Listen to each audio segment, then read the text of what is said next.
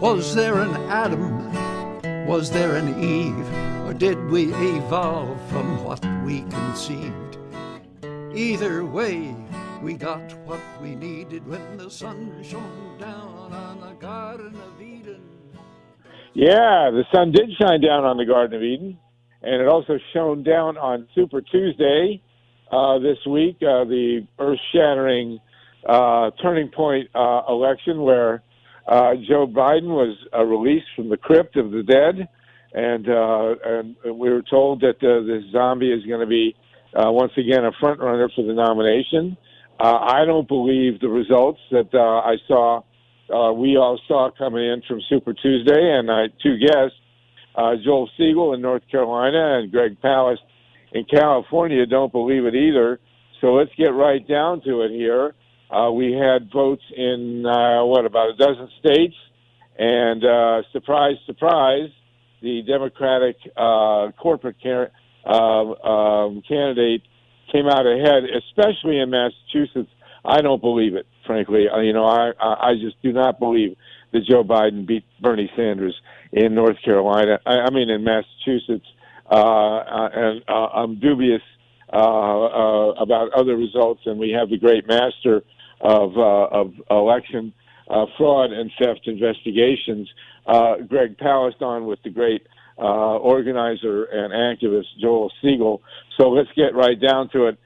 GREG PALAST, what do you think about the veracity of the so-called results from Super Tuesday? Well, I don't have opinions, and I was going to say I don't think, but I guess I have to think because I'm working for the Guardian USA right now. And okay. I can't tell you about other states other than California, where I am right now in Los Angeles. All right. Because as an investigative reporter, if I ain't investigating it, I ain't reporting it. But I can tell you about Los Angeles and California.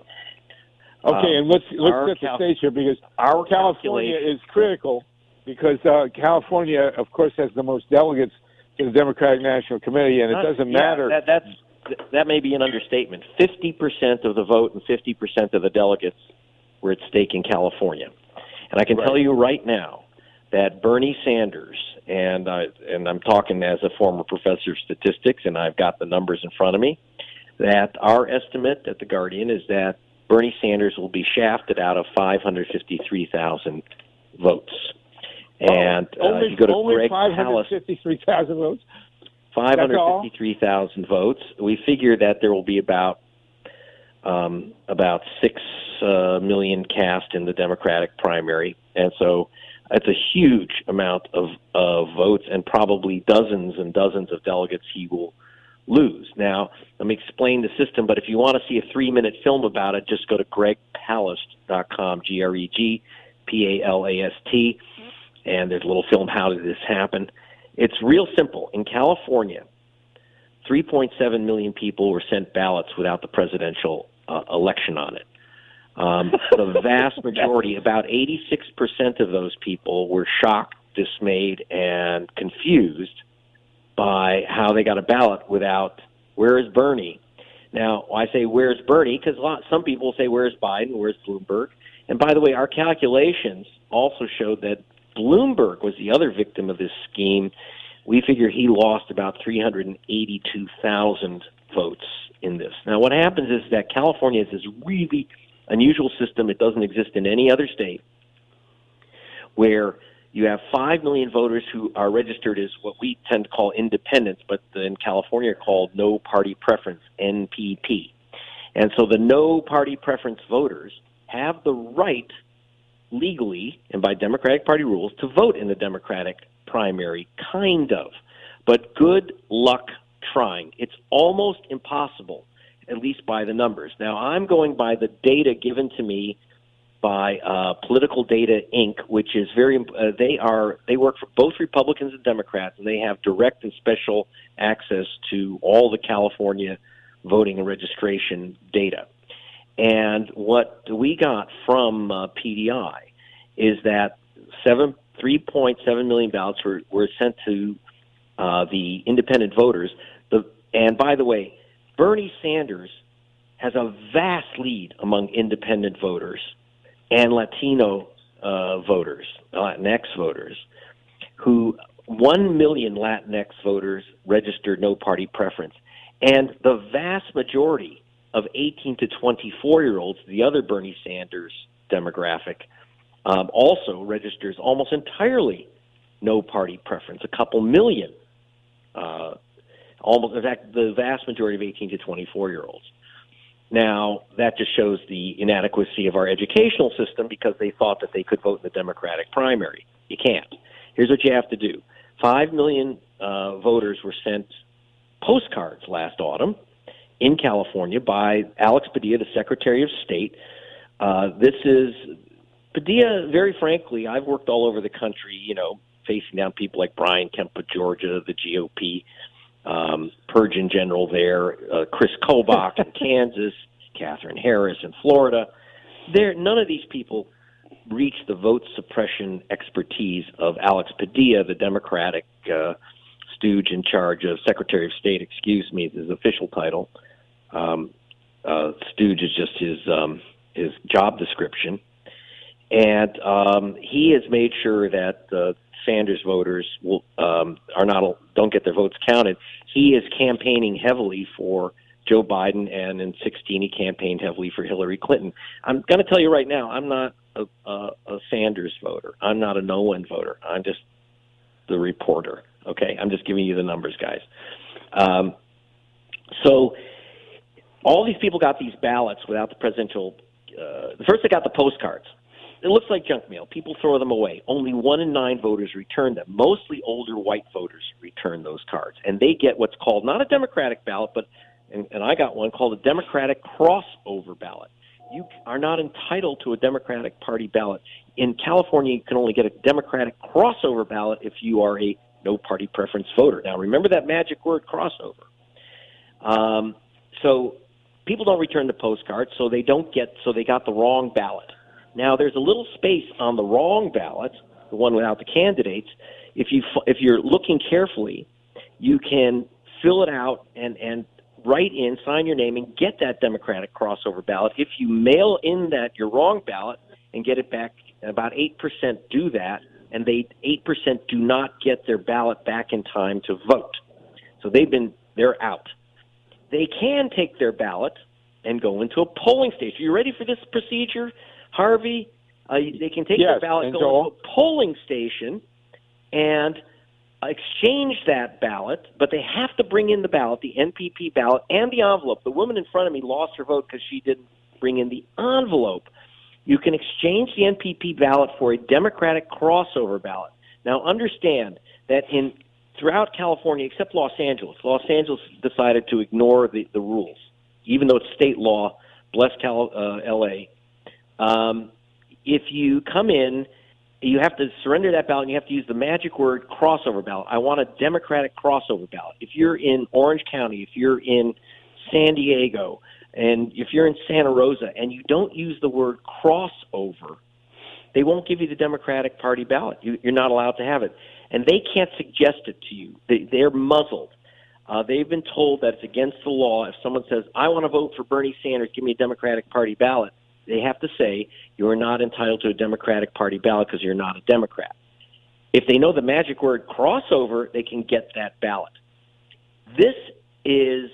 So therefore, what we've done is taken the information from PDI, and so what they did is they did a massive poll, a really sophisticated poll of the NPP voters, of the independent voters, and said, do you know how to get a ballot?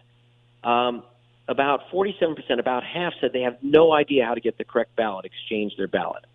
About a third thought that they had no right to exchange their ballot. Like they thought, well, I'm out of luck. I got the wrong ballot. I can't vote the Democratic primary. They don't know if they can exchange it at the poll or mail it back in. And like I said, about 8% try and then don't get the ballot in time. So you have in total, about 86% of the 61% of voters who want to vote in the Democratic primary or Democratic presidential candidate and are registered independent, and that's several million, that's a couple million, can't get that ballot or don't know they can get it, don't know how to get it. The result given that Sanders was pulling in according to their polls, 26% of the independent voters, more than 3 times the Biden total, that therefore they lost their vote. It comes out to about 553,000 short for Bernie. And again, Bloomberg was the second favored candidate among independent voters. He was kind of Republican/independent/Democrat. And so older white people did like him and wanted to vote for him, according to these polls. And he lost over 300,000 votes that way in California. But Sanders lost 500,000, and that's devastating for the delegate count. And, of course, they're going to say, oh, Sanders didn't win as big as we thought. And I should tell you that we won't even know the count in California for 30 days because California gives out provisional ballots.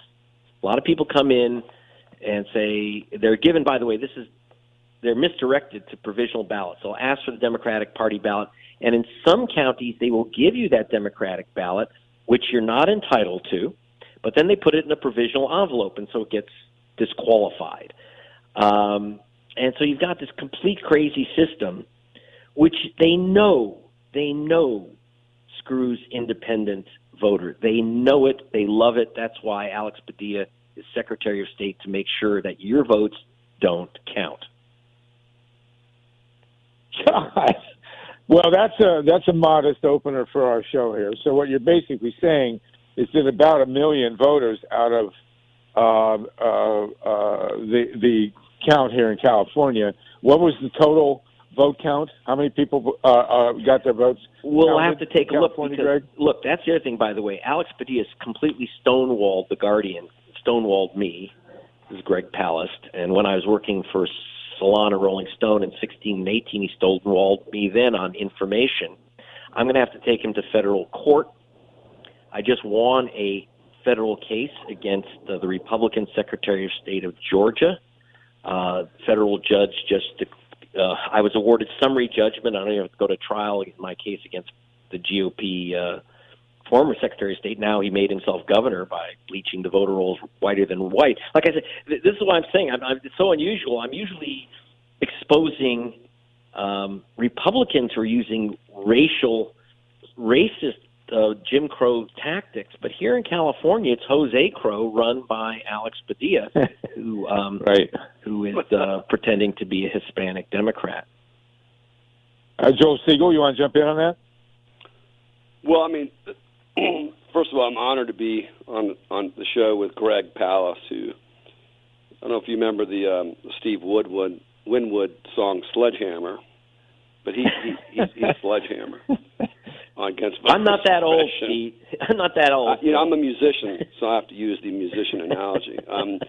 But I didn't, I understand now why he's been so successful, because I couldn't figure out how could a journalist do the work he's been doing, which is on a genius level. It's because he's a professor of statistics. That I didn't know that. I'm actually a professor myself, and so are you, Harvey. So we've got a bunch of progressive professors on the phone here.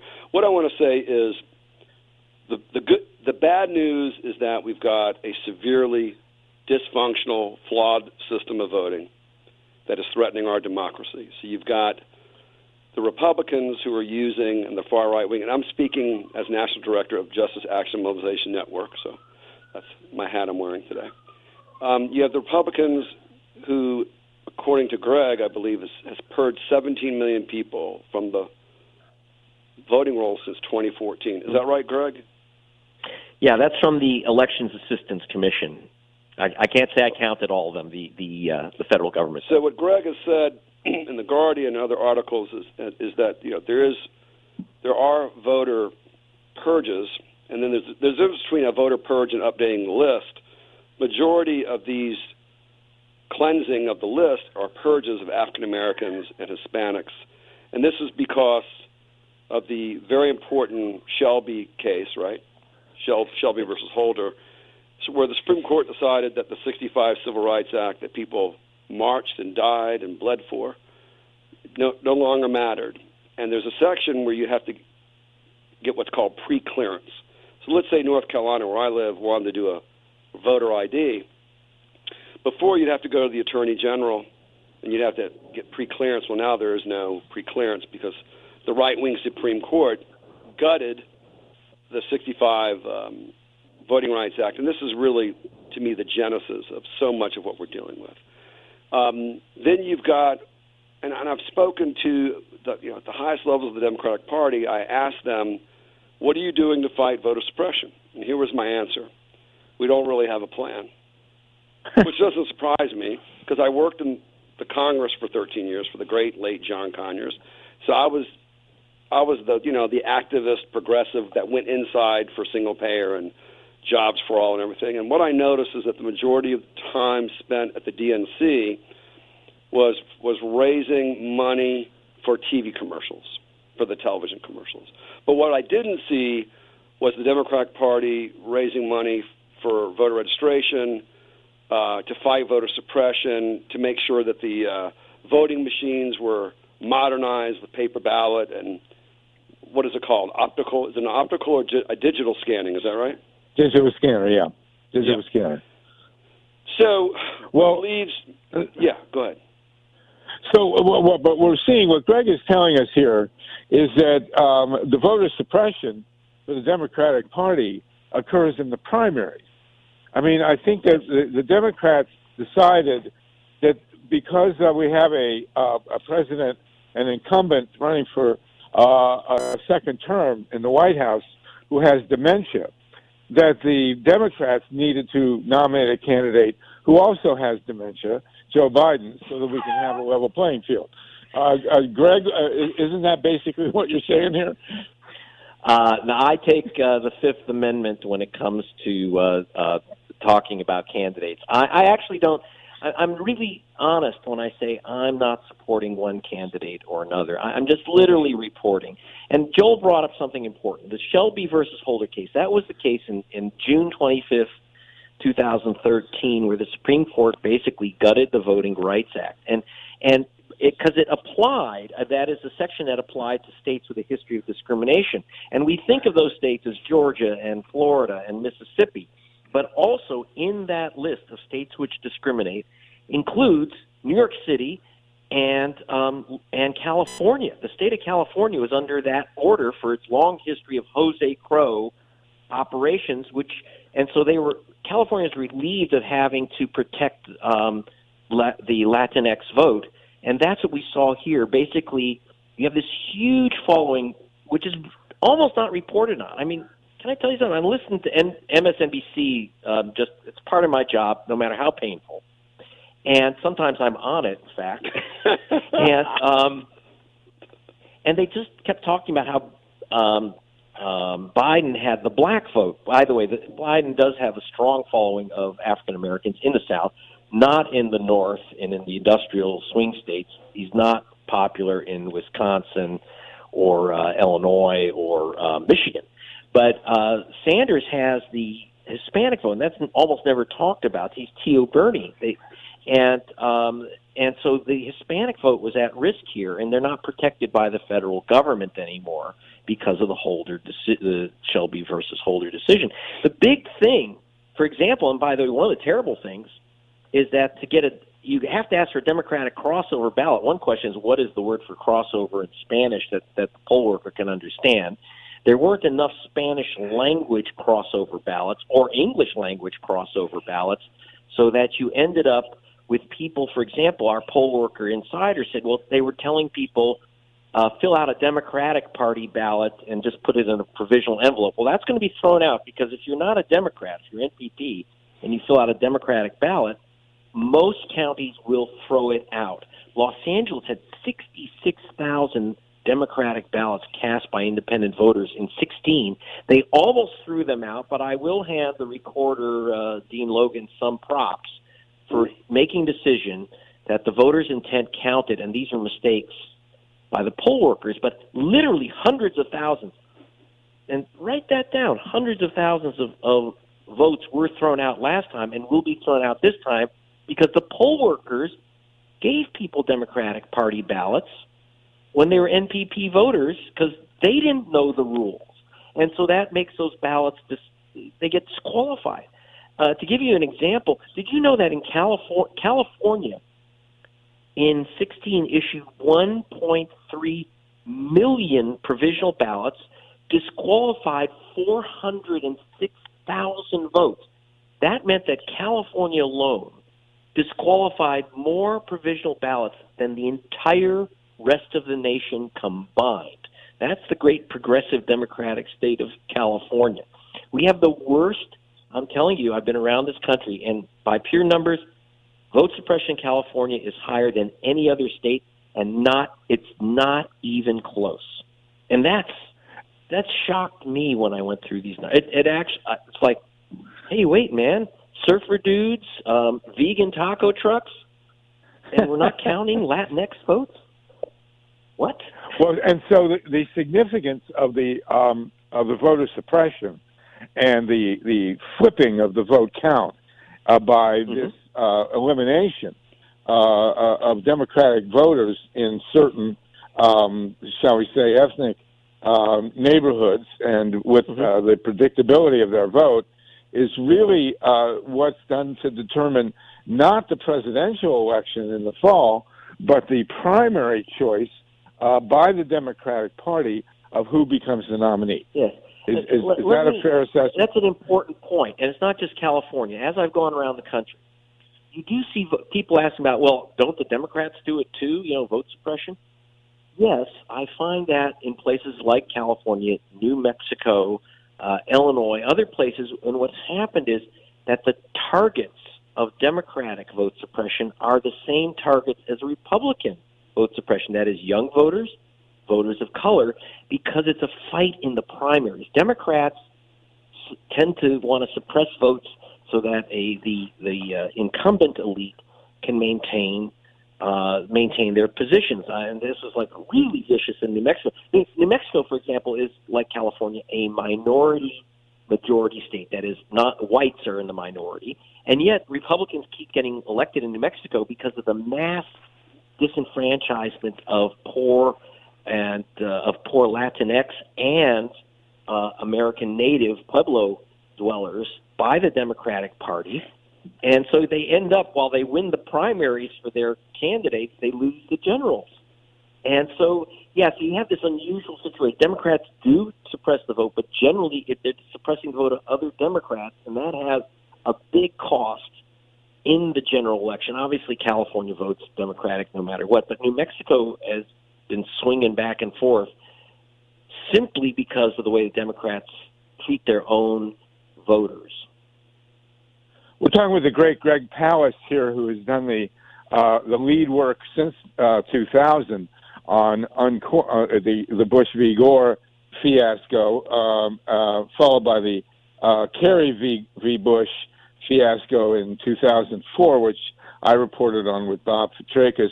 We also have Joel Siegel on the line, who has done a lot of the basic groundwork to protect the vote in North Carolina and in other places. Greg Palast. Yeah, go ahead. Harvey, just one quick thing. I have to take off here because I have another deadline, but I am thrilled to speak with you, and I know that Joel Siegel, you have to understand, this guy has been on the front lines since forever, working with and for John Conyers. So, I mean, it's wonderful to be on the line with him, and I'm going to get off. Let me ask you, before you jump off, Joel has complete free running room here. Before you jump off, let me ask you one question.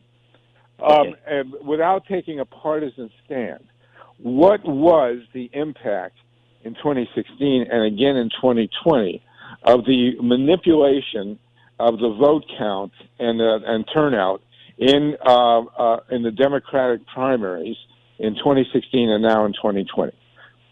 Okay. Now let me put on my professor of statistics hat.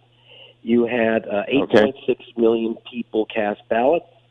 Only 7.3 million votes were tallied for president. We had 750,000 provisional ballots. Almost all of those were the NPP voters who asked for Democratic Party ballot, couldn't get it, or got a Democratic Party ballot, so it's made provisional and then was rejected. And I can tell you this, PolitiFact said anyone who says that Sanders really won the primary in California in 2016, that's just a lie. The only way that would be true is if the NPP voters, the independent, no party preference voters, favored Sanders 2-1.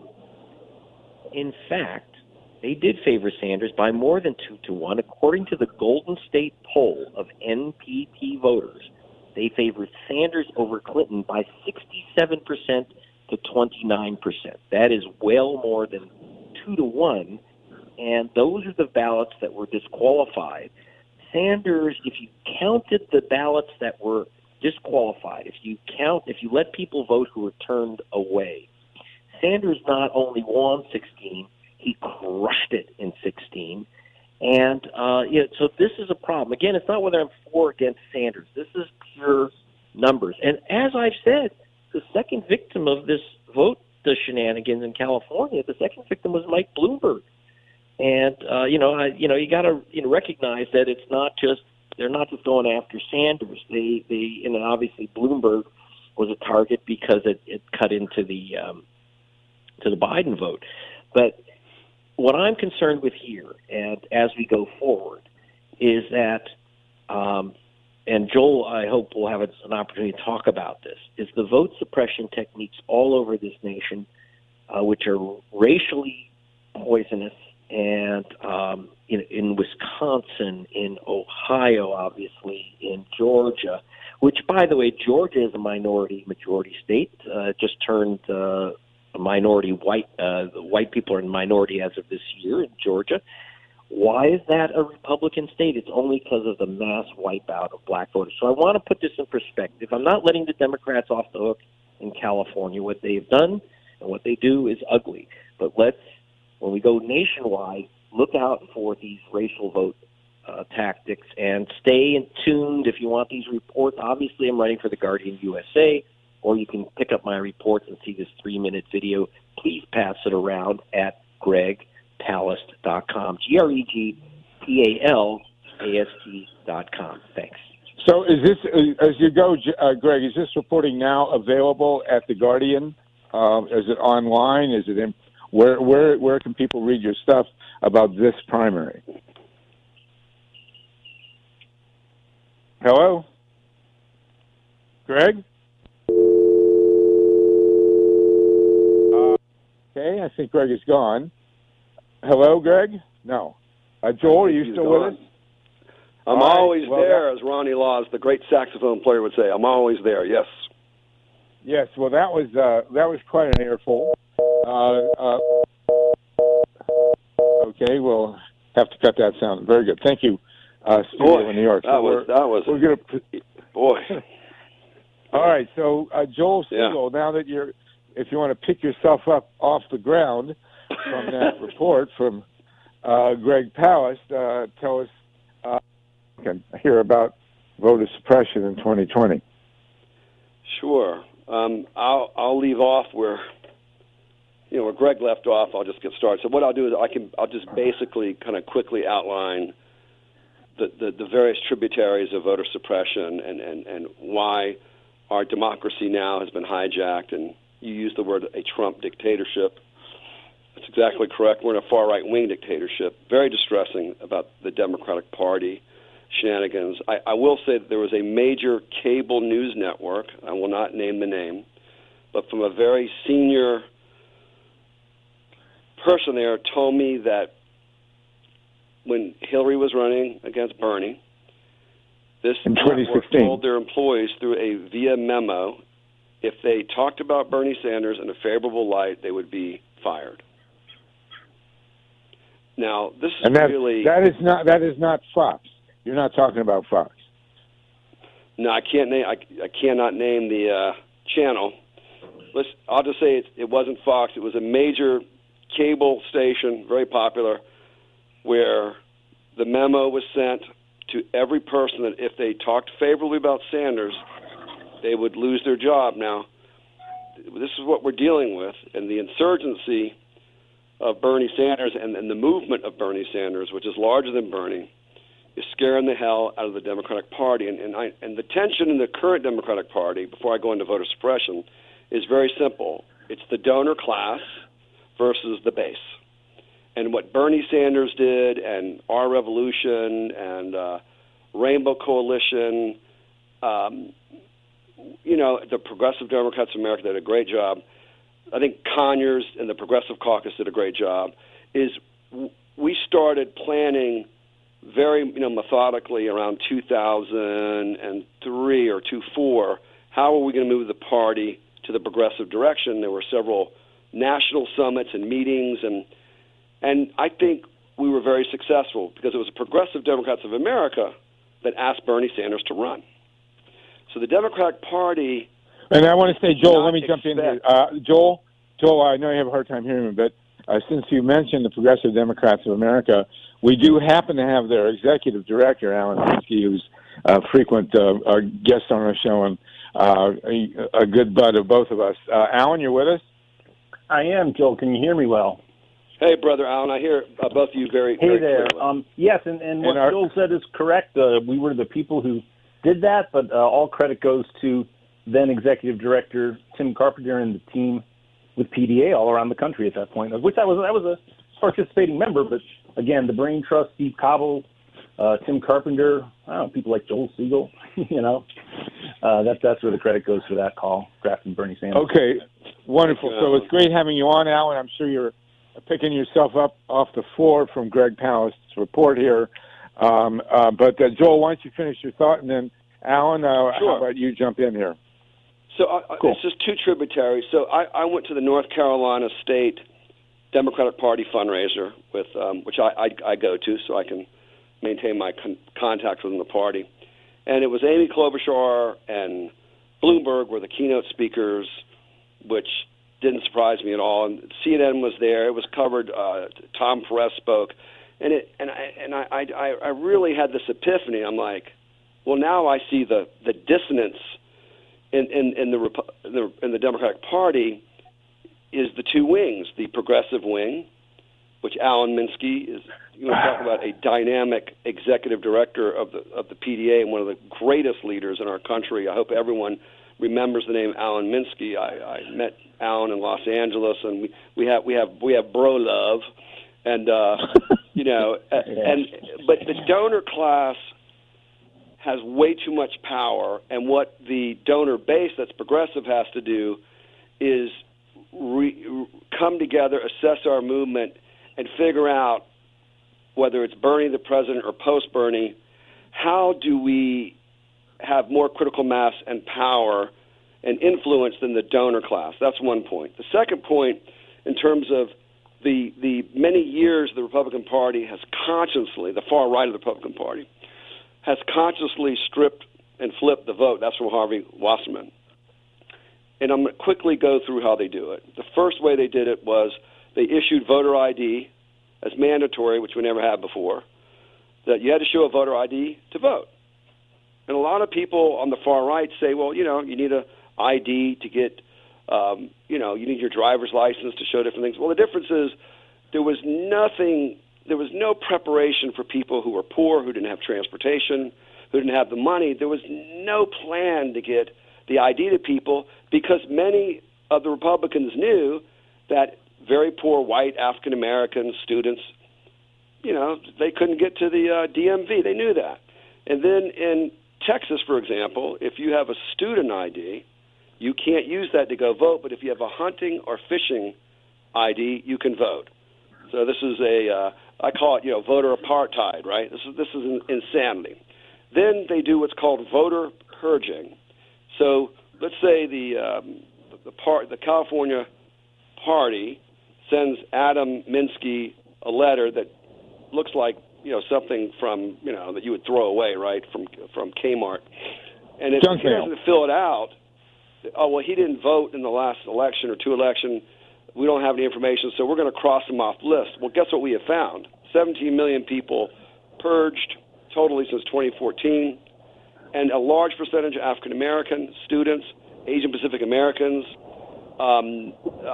Latinos, and this is how they're going to win their elections, is through stealing and cheating.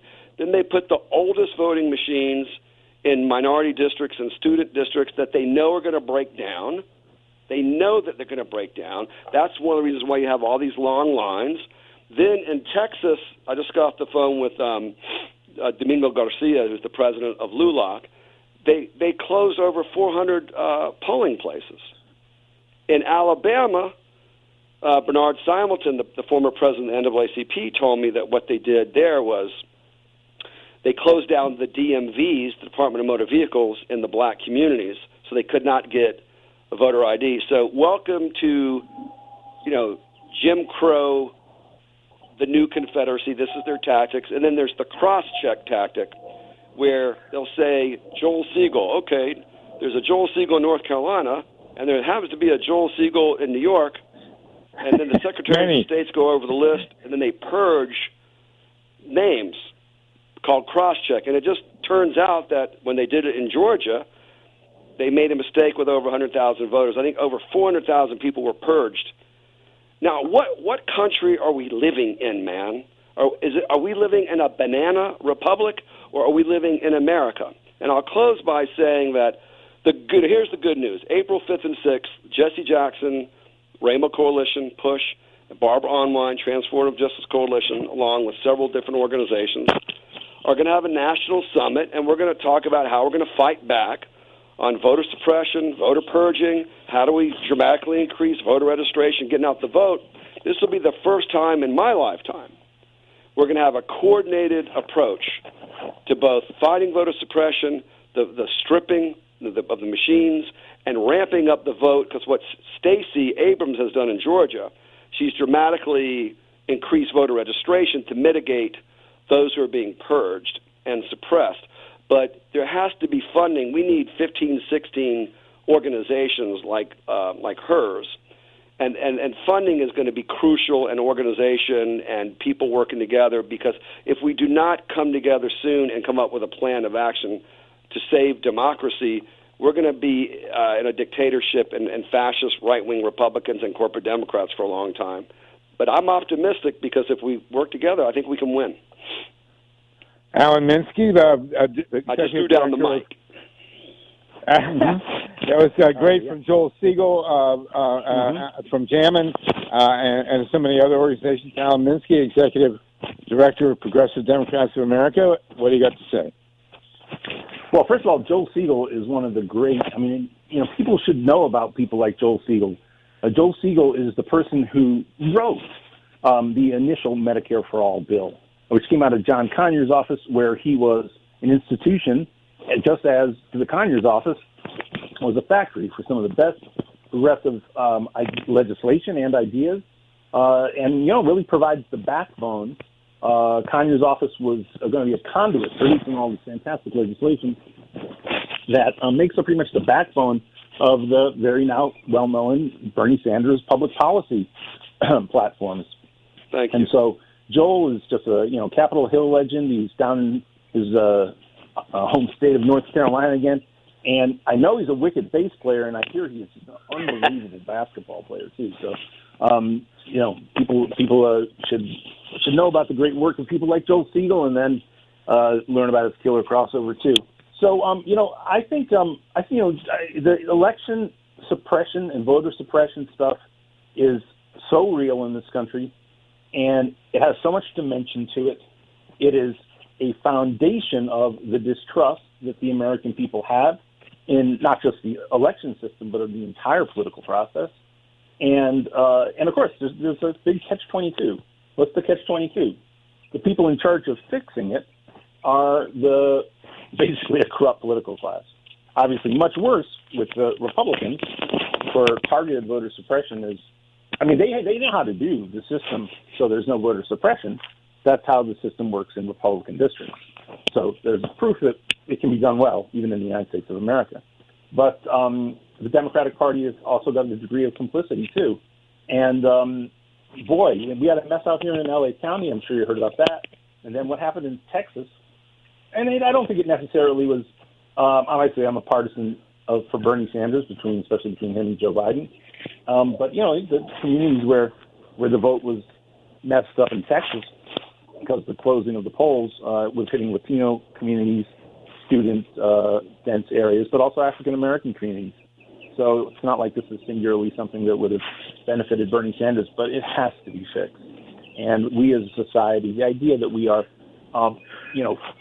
stealing the right to vote from communities of color in 2020 is just one of the saddest things you can imagine. I mean, given the centrality of voting rights in the 1960s civil rights struggles and how, those struggles in the 50s and into the 60s are, of course, celebrated as one of the very greatest episodes of American history. And here we are now, 55 years later, and it's just progress, right? But I want to talk a little bit about the Sanders race, if that's okay, Harvey. Is that good with you? Yes, please. And we're getting a little scratchy noises. I'm not sure where it's coming from, but we can maybe stabilize our microphone. I don't think it's from me.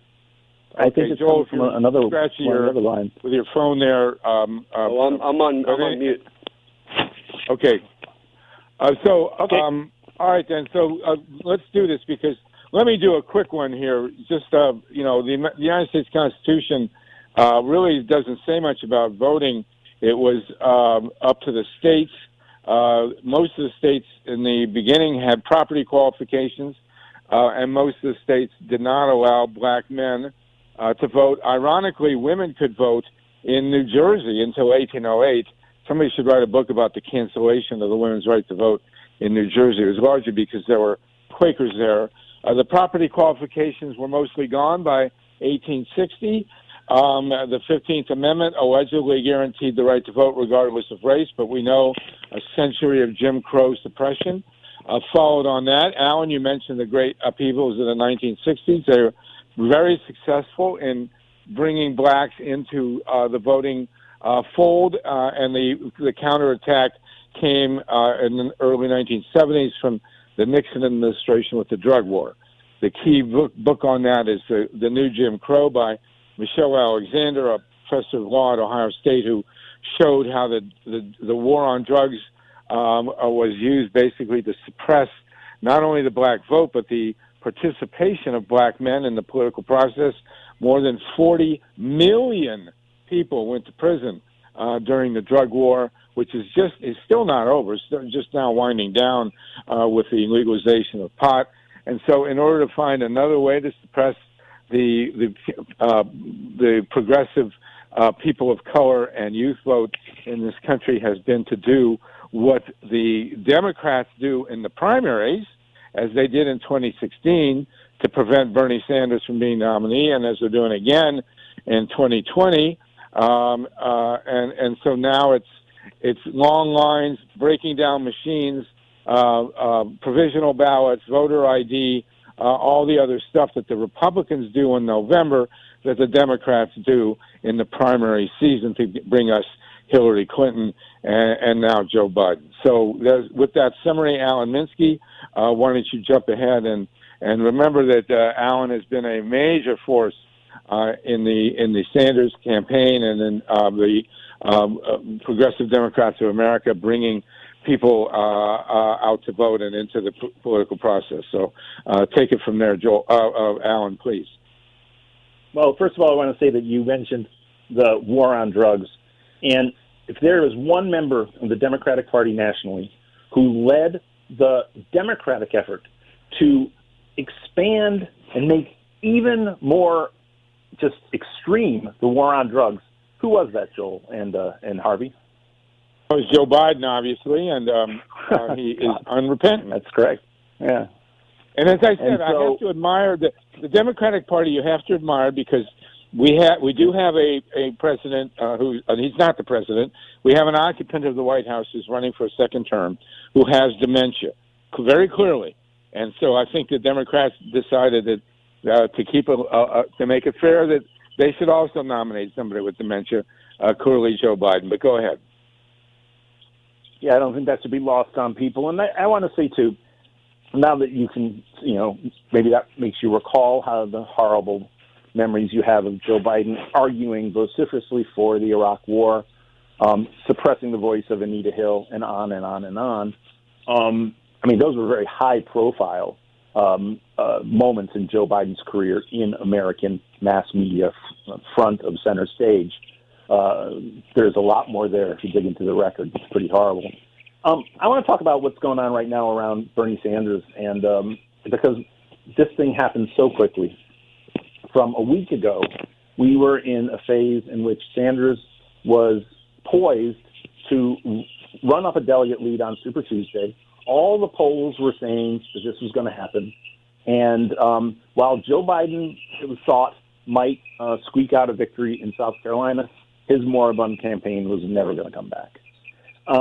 And now that the tables have turned, but it is true. By the way, people talk about Sanders' result not being very good or not being short of expectations on Tuesday. He did, of course, finish first or second in every race. And when all the California delegates are added in, it looks like it's going to be pretty much neck and neck in delegate count. And if you go further into the calendar with the primary season, there's some good states out there, very good states for Bernie Sanders still. But there's no denying that Joe Biden did fantastically. And as such, right now we're in a period where the Michigan primary, the Washington primary, Missouri primary, Mississippi, Idaho, and North Dakota are on the 10th, just a few days away. And this is a make it or break it moment. If Biden were to maintain the level of momentum he had from South Carolina through to Super Tuesday and continue it through the 10th, he would build up, just off those 6 states, a considerable delegate lead. And I really want to encourage people out there listening right now to recognize how essential it is for the welfare of American society that doesn't happen. Here's the reality about progressive politics and organizing from the localist, the local levels, all the way up to the national level in the context of the United States of America. The most engaged that the public becomes in the political discourse by an order of magnitude, and this is not a good thing, but it's just the truth, is the presidential election. And right now, the Bernie Sanders movement has propelled the policies, really, of not only the New Deal of FDR, but the Great Society of Lyndon Johnson, back into the political consciousness of the United States of America.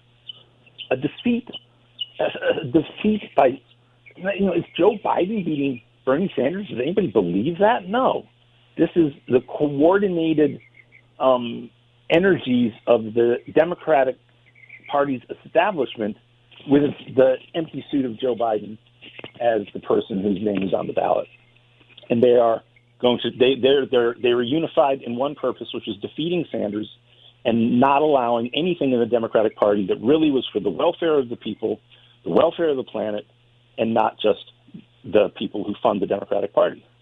And what can happen even with this uptick in all the energy around the left, if Sanders were to lose quickly right now to Joe Biden, the despair that would hit all these young people all over the country who are so committed to the Bernie Sanders movement, it might be a very, very damaging blow.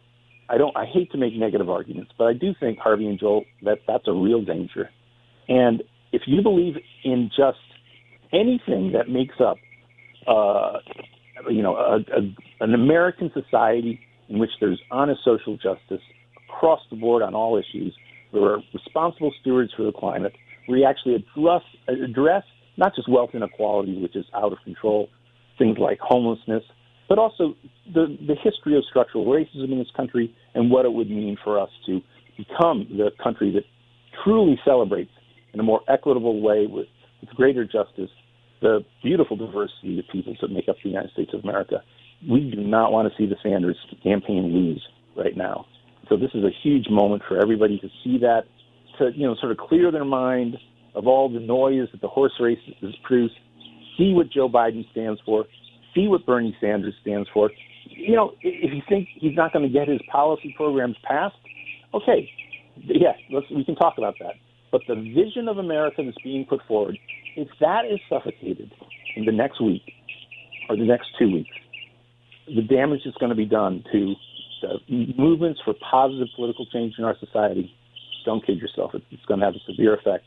But the Sanders campaign, reviving itself quickly, having a long discussion about the future of the Democratic Party over the next 2 months, that is going to be beautiful, folks. So that's my election. All right, here, Harvey. Well, we have that's Alan MINSKY from Progressive Democrats of America. I want to mention my own book, The People's Spiral of U.S. History, which is directly on point for all of this. And, I just read a piece about what really happened in Massachusetts. There is absolutely no way on earth. I mean, I'm from Massachusetts. I lived there for many, many years. There's no way on earth that Joe Biden beat Bernie Sanders in Massachusetts. I'm sorry. Yeah, what the hell is that about? Not possible. Can you elaborate? It's about voter theft. It's about suppression. It's about flipping electronic machines. I mean, that's what it's about. The thing that's I've been all over this country over these past few months. I was in Iowa. You know how much enthusiasm I saw for Joe Biden's candidacy? Zero. Zero. I was trying to come up with a creative metaphor. Squat. Nothing. It's non-existent. And the idea that... So I think it's very important as we go forward, Joel and Alan and all you listeners, that we make sure that people understand what's going on here. This is an object lesson. You have a fascist dictator in the White House who is seeking to make himself president for life. And you have an opposition party which is seeking to suppress the only source of opposition that can prevent that from happening. And they're using this empty suit, Joe Biden, to as a puppet to somehow deny the nomination to the social movement that is coming out of the new generation.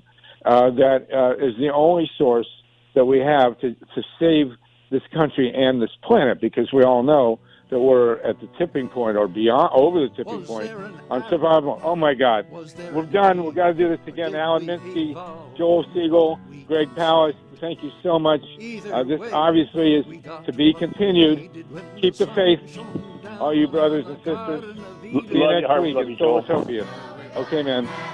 Solartopia, Solartopia, Solartopia, don't you know?